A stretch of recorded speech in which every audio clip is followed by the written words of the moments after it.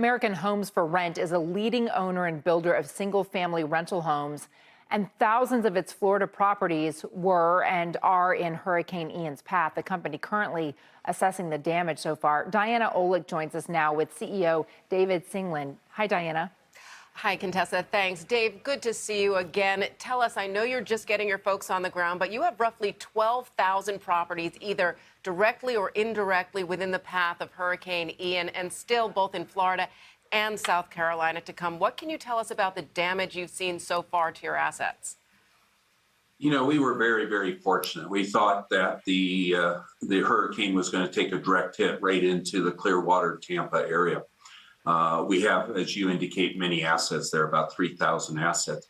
And the hurricane landed south of Tampa.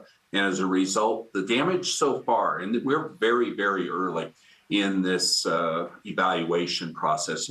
As you indicate, our people are just getting on the ground today and taking assessment of the damage out there. But what we've seen to date is primarily minor damage, down trees, yard issues, some minor flooding in some of the houses, and a number of the telephone calls coming in are just about things like electricity. How do we get the electricity back on? But we were very, very fortunate that we did not take a direct hit into Tampa Clearwater.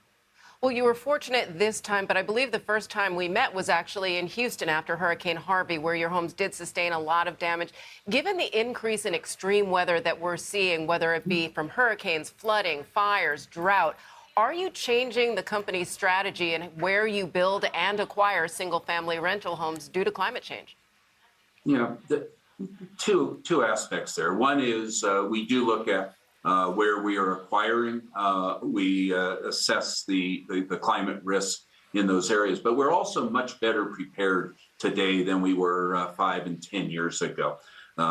We prepare. We have assets on site, so we prepare with wood and other things to board up houses. So our people started looking at Hurricane Ian 4 or 5 days ago. And we're boarding up homes, creating safe places for our employees to go, sending out communications to all of our residents to provide them storm watch information, how to reach us in times of emergency, and other places to turn, the American Red Cross and FEMA, for example.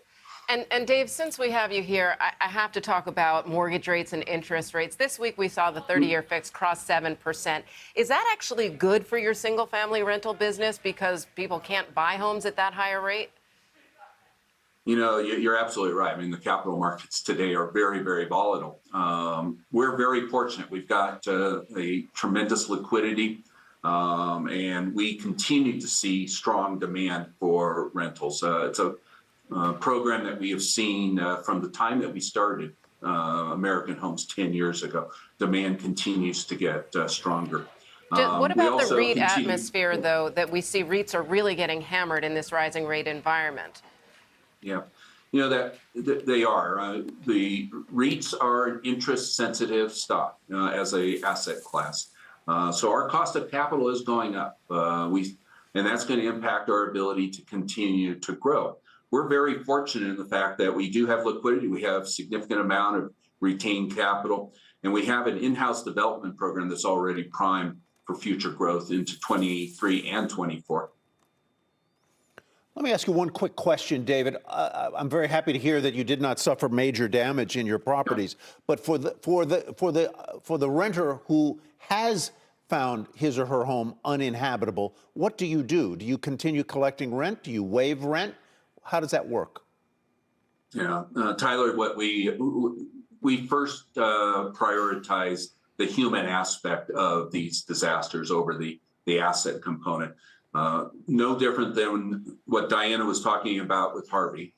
Tenants that are impacted, we will look for alternative housing for them. If we do not have alternative housing, we will cancel their lease and we will ensure that they get 100% of their security deposit back in the next day or two. We will forward it to our offices. Many of these individuals can't receive mail or checks as a result of the flood. So we will work with each and every resident. All right. Thank you very much, David. Thank you very much, David Singelyn. and Diana Olick.